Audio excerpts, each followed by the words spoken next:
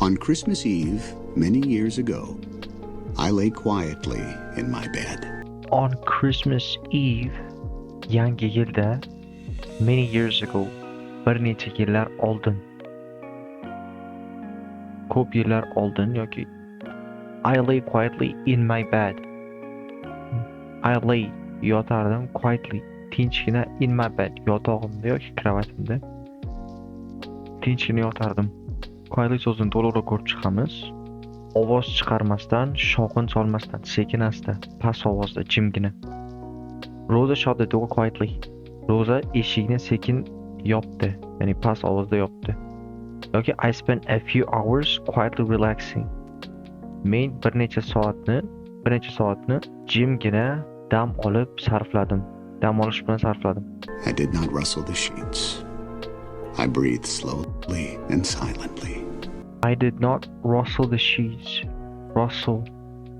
Shitirlatmoq, g'ichirlatmoq. The sheets. Sheets yani o'zi choyshablar. I did not rustle the sheets. Men choyshabni shitirlatmadim. Bu ham yodlab qo'yadigan so'zimiz. I breathed slowly. Men sekin nafas oldim. Men sekin va silently. Tinch ovozda, sokin nafas oldim. I was listening for a sound I was afraid I'd never hear. The ringing bells of Santa's sleigh. I was listening for a sound. Men sound tovushga quloq solayotgan edim. Bosqichi baland, leveli baland o'quvchilar bilishi mumkin. Listendan keyin o'zi to keladi. Lekin bu yerda for. Bularning farqini ko'rib chiqaylik. Listen to, tinglamoq, diqqat bilan eshitmoq. Musiqa, nutq, odam bo'lishi mumkin ekan. Listen to music, the radio, a podcast, qo'shiq tinglamoq, radioni eshitmoq yoki podcast eshitmoq. Listen for esa biror maxsus tovushni kutib yoki izlab tinglamoq. Misolni ko'raylikchi. Listen for a sound or noise. Tovush yoki noise. Shum yoki shovqinni, maxsus ovozni izlab tinglamoq. Listen for the doorbell. The delivery is coming. Eshik qo'ng'irog'iga quloq tut. The delivery is coming. Yetkazib berish kelyapti, ya'ni biron narsani yetkazib berishadi hozir. She was listening for footsteps in the hallway. Hallway degani koridordagi qadam ovozlariga quloq solayotgan edi u. Demak, listen to biron bir narsaga diqqat qaratib eshitsangiz, odam bo'lishi mumkin, nutq bo'lishi mumkin. Listen for esa biron bir tovushni kutasiz, kutib, izlab tinglaysiz. Listen for a sound. Tovushni tinglayotgan edim. I was afraid. Men qo'rqqan edim. I'd never hear. Hech qachon eshitmayman. Ya'ni hech qachon eshita olmayman deb qo'rqqan tovushimga quloq solayotgan edim. Nima ekan? Qanday tovush ekan? The ring bells. Jiringlayotgan qo'ng'iroqlar. Santa's sleigh. Santa ya'ni qor boboning sleigh. Qor bobo aravasidagi jiringlayotgan qo'ng'iroqlar tovushini, demak, hech qachon eshitmayman deb qo'rqqan va o'sha tovushni eshitib yotgan ekan.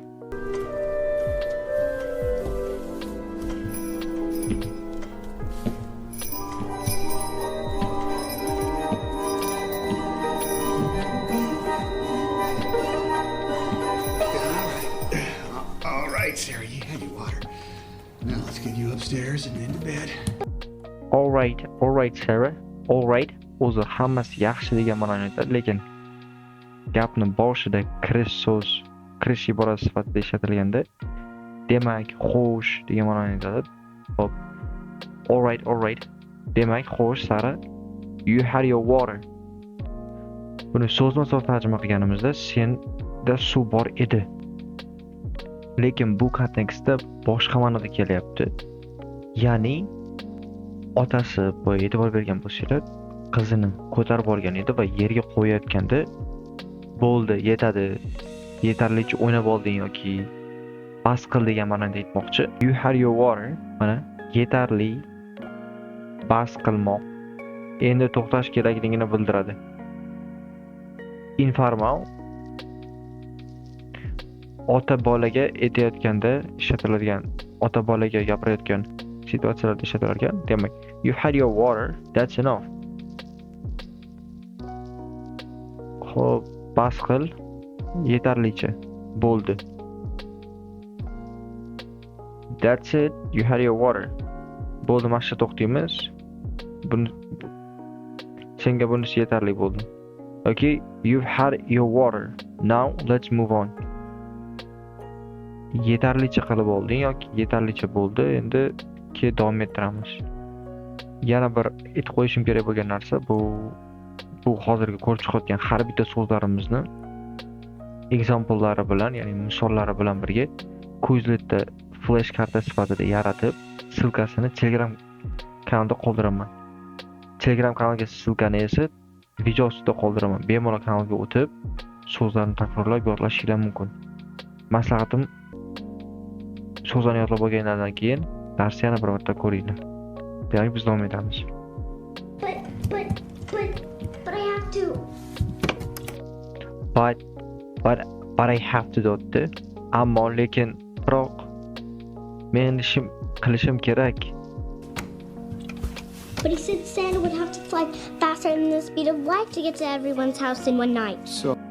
He said Santa would have to fly faster than the speed of light to get to everyone's house in one night. He said, aytdiki Santa, Qor bobo would have to, ga majbur bo'ladi, fly faster. Faster degani tezroq, fly uchmoqdan tezroq uchishga majbur bo'lar ekan. Nimadan? Than the speed of light. Yorug'lik tezligidan uchishga, yorug'lik tezligidan-da tezroq uchishga majbur bo'lar ekan. Nimaga? To get to everyone's house in one night. Bir kechada, bir tunda hammaning uyiga yetib borish uchun yorug'lik tezligidan-da tezroq uchishga majbur bo'lar ekan Santa deb aytibdi u qizga. U akasini nazarda etyapti. Biz e'tibor berishimiz kerak bo'lgan ibora bu get to, ya'ni biror joyga yetib bormoq yoki yetib olmoq. Get to somewhere, biror joyga yetib borish, biror joyga kelish. Get to work, get to school, maktabga kelish, uyga yetib bormoq. Get to the airport, aeroportga yetib borish. I usually get to the house by 6 p.m. Ya'ni obeddan keyingi kechki 6 gacha odatda uyga yetib boraman. Yoki how I get to your house from here. Bu yerdan seni uyingga qanday yetib boraman? Yetib borib olaman. And to hold everyone's presents, his sled would have to be bigger than an ocean liner. And to hold everyone's presents, hold degani o'zi ushlab turmoq, lekin boshqa ma'nosi ham bor. Uni ham ko'rib chiqamiz. Ushlamoq, ushlab turmoq. Tutmoq, bir holatda ushlab turmoq, ko'tarmoq, bardosh bera olmoq, sig'dira olmoq, o'z ichiga olmoq. Aynan bizning holatimizga to'g'ri keladigan joyi bu mana shu. This barrel holds 25 liters. Bu idish, ya'ni 25 litrni o'z ichiga sig'dira oladi. Yoki the plane holds about 300 passengers. Bu samolyotning o'zi 30 ta yo'lovchini sig'dira oladi, o'z ichiga oladi. Demak, sig'dira olmoq, o'z ichiga olmoq. And to hold everyone's presents, hamma sovg'alarini ichiga sig'dirish uchun his sled, boya sleighni ko'rdik. U ham aravani bildiradi, bu ham sled ham uning aravasi, ya'ni Qor boboning aravasi will be bigger than an ocean liner. Ocean liner degani transportatsiya uchun, ya'ni transport uchun biron bir narsani olib o'tish uchun, akarlarni kesib o'tish uchun ishlatiladigan, foydalaniladigan juda katta kemalar. Rasmi bilan ko'rsanglar yaxshiroq tushunasizlar.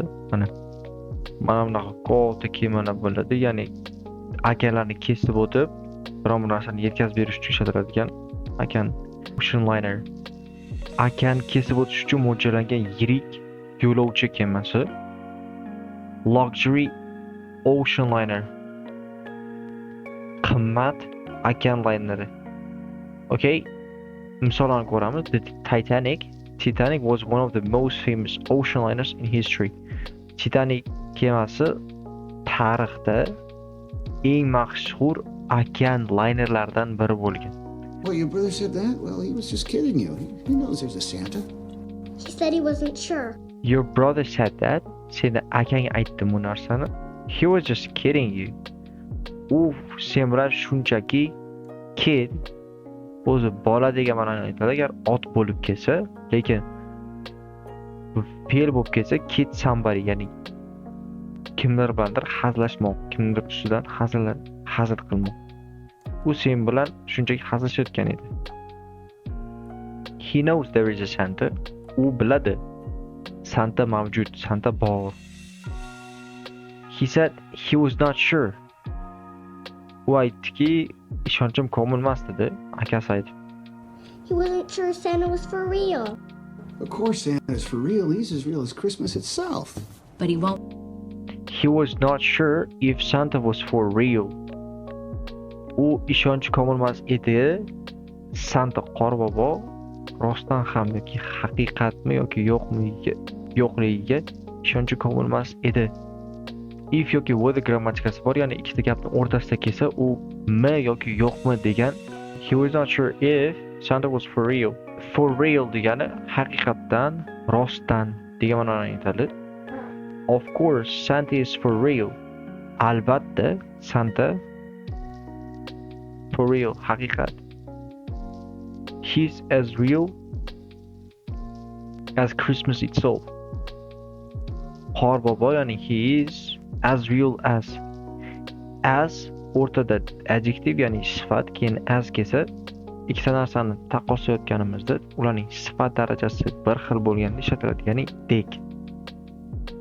Xo'p, u Santa Christmas, ya'ni yangi yilning o'zidek, yangi yildek haqiqat. Come until you're sound asleep, young lady. Sweet dreams. But he won't come, lekin u kelmaydi until you're sound asleep, young lady. U kelmaydi sen uxlamaguningcha. Qanday uxlamaguningcha? Sound asleep. Bu ham ishlatishga juda yaxshi so'z. Ya'ni chuqur uxlamoq yoki qattiq uxlamoq degan ma'noni aytadi. Chuqur uxlamoq, qattiq uxlamoq. He was sound asleep within moments of getting into bed. U kravatga yotish bilanoq chuqur uyquda edi. Ya'ni chuqur uyquga ketdi. Xo'p, chuqur uyquga ketmaguningcha u kelmaydi. Young lady. Yosh qizaloq yoki yosh xonim. Lady degani o'zi xonim degan ma'noni aytadi. Santa will be here before you know it. So go to sleep. Santa will be here before you know it. Santa bu yerda bo'ladi before you know it. Bilishingdan oldin yoki sezishingdan oldin bu yerda bo'ladi. So, shuning uchun go to sleep. Shuning uchun uyquga ket, ya'ni uxla demoqchi. Gotta be asleep by now. He used to stay awake all night waiting for Santa. He has gotta be asleep by now. He has gotta be asleep by now. He has gotta be asleep. U shu paytgacha uxlab qolgan bo'lishi kerak. Uxlab qolgan bo'lishi kerak. He's gotta be o'zi grammatikasi to'liq shakli have has got to be grammatikasi to'liq shakli bo'ladi va bu biron bir narsani haqida biz ishonchimiz komil yoki ishonchimiz yuqori o'sha paytda fikrimizni bildirishimiz uchun ishlatiladi yoki majbur bo'lish degan ma'noni aytadi. Va bu yerda otasi bolasini uxlab qolganligi ishonchi komil, ishonchi yuqori. Shuning uchun aytadi, he has gotta be asleep by now. Shu paytgacha uxlab qolgan bo'lishi kerak. Oyis aytgan, he used to stay awake all night waiting for Santa. U Santani kutib tuni bo'yi stay awake, uyg'oq bo'lishga odatlangan edi. Odatlangan. Use it to grammatikasi. O'tmishda biron bir narsa bo'lgan, qandaydir holatda bo'lgan, lekin hozir u o'zgargan. O'tmishdagi odatlarni ifodalash uchun ishlatadigan grammatikamiz. Use it to. Ilgari odat bo'lgan, hozir esa yo'q. Used to live, work, play. Yashashga, ishlashga yoki o'ynashga odatlangan edi. I used to live near the sea. Men dengiz oldida yashashga odatlangan edim, yashashga o'rgangan edim. Yashar edim yoki. We used to watch cartoons every Saturday morning. Biz har shanba tongida multfilmlar ko'rishga odatlangan edik. Demak, o'tmishdagi odatni ifodalash uchun ishlatiladigan grammatika. I think those days are just about over. Oh, that would be sad if that were true. Yeah, an end of the magic. I think those days are just about over. O'ylab ko'rgan yoki tasavvur qilgan those days, o'sha kunlar are just about, deyarli over. Deyarli yakuniga yetmoqda, yakuniga yetdi. Game over so'zidan hammaga ma'lum. Ya'ni o'yin tugadi degan ma'noda keladi. Bu yerda ham just about over degani deyarli tugadi. Ya'ni bu yerda otasi nima demoqchi? Uni oldingi gapda ko'rdik biz. Oysa aytdi, bola Santani kutib tuni bo'yi uxlamay chiqishga odatlangan ekan. Xo'p, o'sha kunlar, ya'ni bolaning yoshligi yosh bo'lgani uchun Santani kutib uxlamay chiqishlari nazarda tutdi. O'sha kunlar, ya'ni bola yosh bo'lib turib Santani kutadigan kunlar o'z nihoyasiga yetdi. Bola ulg'ayapti degan ma'noni aytmoqchi. Oysi aytdi, that would be sad if that were true. Bu qayg'uli bo'lardi yoki achinarli bo'lardi agar if bu rostdan ham bo'lsa, rost bo'lsa. Ya'ni bolani ulg'ayib Santaga ishonmay qo'yishi agar rost bo'lsa, qayg'uli bo'lardi, qayg'uli ish bo'lardi.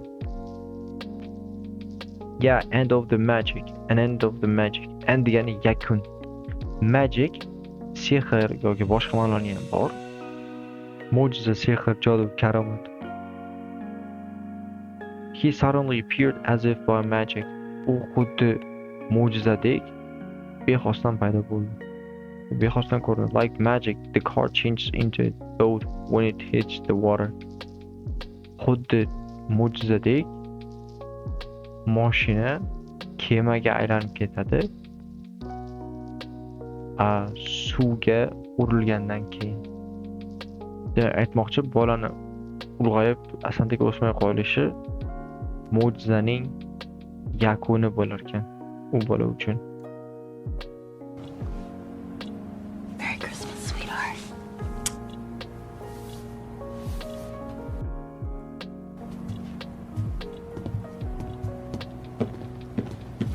It's out like a light. Express train wouldn't wake him up now.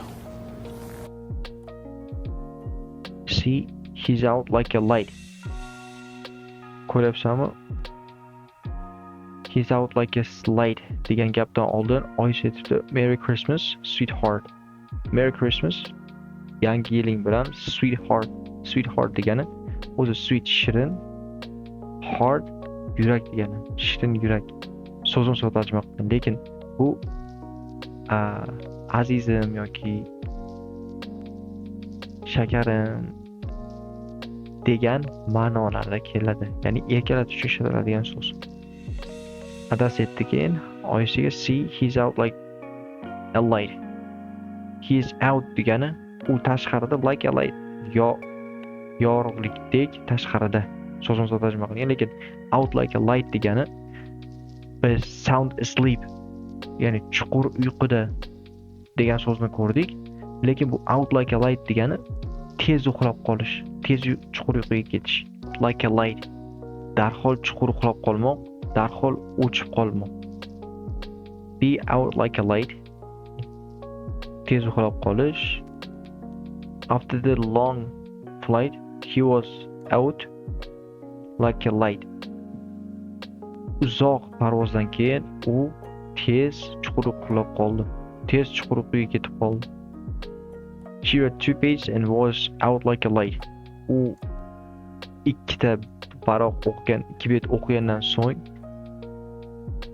tez uyquga ketib qoldi. An express train would not wake him up now. An express train degani, express train bu poyezd bitta turi. Aynan qanaqa? Express train, tezkor poyezd, bekatlar soni kam bo'lib, tez harakatlanadigan poyezd. Take an express train, ya'ni express trainga, tezkor poyezdga chiqish. We took the express train to London to save time. Vaqtni sarflab saqlash uchun vaqt yutish uchun Londonga express, ya'ni tezkor poyezdga chiqdik.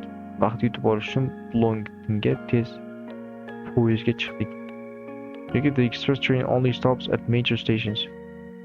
Tezyurar poyezd only, faqatgina yirik bekatlarda to'xtaydi. Stop. Demak, an express train would not wake him up now. Uni hozir uyg'ota olmaydi. Express train ham uni uyg'ota olmaydi. Darsimiz ham o'z nihoyasiga yetdi. Shu joygacha edi. Oxirigacha ko'rganlarga katta rahmat. Kanaldan uzoqlashmang, hali juda ham ko'p darslar chiqadi bu yerda. Va yana eslatib qolaman, hozir o'rgangan so'zlarimizni Quizletda flash kartalar qilib yasaganman va u flash kartalarga silkani men Telegram kanalda qoldiraman. Telegram kanalga shu video ostidagi silka orqali o'tib olishingiz mumkin.